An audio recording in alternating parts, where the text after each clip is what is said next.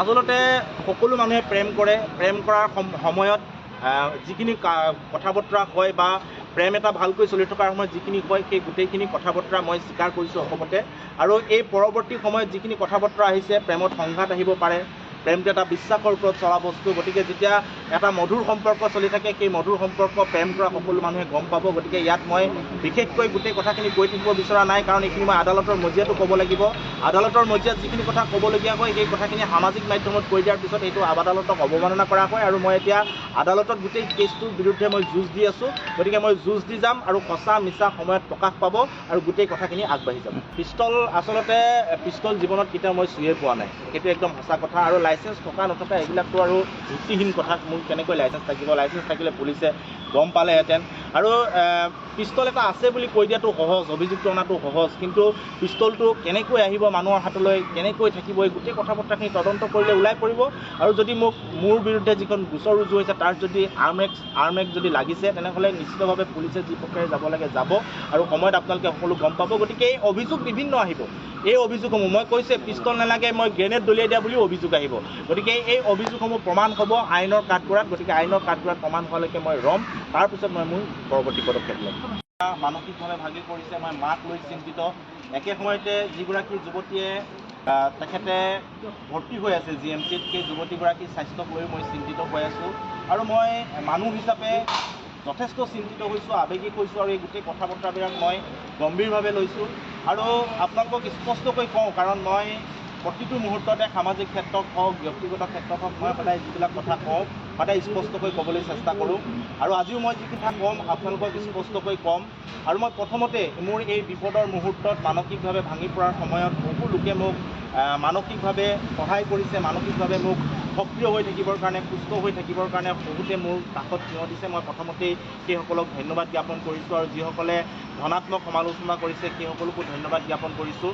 আৰু প্ৰথম কথাটো হৈছে যে যিগৰাকী যুৱতীয়ে মোৰ বিৰুদ্ধে অভিযোগ উত্থাপন কৰিছে, সেই যুৱতীগৰাকীৰ সৈতে প্ৰেমৰ সম্পৰ্ক থকাটো মই অকপতে স্বীকাৰ কৰোঁ, যাতে এই যুৱতীগৰাকীৰ সৈতে মোৰ প্ৰেমৰ সম্পৰ্ক আছিল। আৰু মই ভাবোঁ প্ৰেমৰ সম্পৰ্ক থকাটো কোনো অপৰাধ নহয়।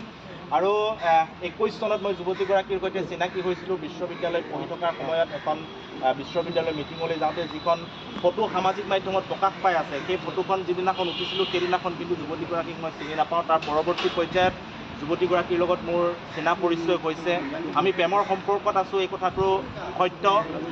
যোৱা এবছৰ ধৰি আমাৰ মাজত সংঘাতৰ সৃষ্টি হৈছিল। আৰু সংঘাত সৃষ্টি হোৱাৰ পাছত লাহে লাহে সেই সংঘাতটো বাঢ়ি গৈছিল। আৰু যুৱতীগৰাকীয়ে কোৱাৰ দৰে 6 মাহ ধৰি মোৰ তেওঁৰ লগত কোনো ধৰণৰ সম্পৰ্ক নাই। আৰু তেওঁ যিখিনি কথা কৈছে মোৰ ঘৰৰ মানুহৰ লগত কথা বতৰা আটাইখিনি কথাই সত্য। তেওঁ মোৰ মাৰ লগতো কথা পাতিছে। আৰু তেখেতে যিখিনি কথা কৈছে মই এই কথাখিনি অকপতে স্বীকাৰ কৰিছোঁ। আৰু এবছৰৰ পৰা যিটো সংঘাত হৈছে সেই সংঘাতটো আচলতে সঁচা। আৰু 6 মাহ ধৰি যুৱতীগৰাকীয়ে কোৱাৰ দৰে যি ধৰণৰ যোগাযোগ নাছিল, মোৰ 6 মাহ ধৰি কোনো ধৰণৰ যোগাযোগ নাছিল। আৰু এই বিষয়টোৰ পৰা আচলতে আঁতৰি হোৱা হৈছিল। আৰু হঠাৎ 6 মাহৰ পাছত এইদৰে গোটেই কথাখিনি বিস্ফোৰক যিখিনি কথা আনিলে বা অভিযোগ আনিলে, এই কথাখিনিক লৈ মই আচৰিত হৈছোঁ, মই চিন্তিত হৈছোঁ। আৰু মই এটা কথা কৈছোঁ যে প্ৰেমটো হৈছে এটা বিশ্বাসত বিচ্ছেদ থাকিব পাৰে, কিন্তু সেই বিশ্বাস বা সেই বিচ্ছেদক লৈ আমি ব্যক্তিগত পৰ্যায়ৰ গোটেই কথা বতৰাবিলাক সামাজিকভাৱে কেনেদৰে আগবঢ়াই লৈ যাম সেই কথা বতৰাখিনি আচলতে মই নাজানো। আৰু হয়তো শংকৰজ্যোতি বৰুৱা মই ছাত্ৰ সন্থাৰ সাধাৰণ সম্পাদক নোহোৱা হ'লে এই বিষয়বিলাক ইমান নাপালেহেঁতেন।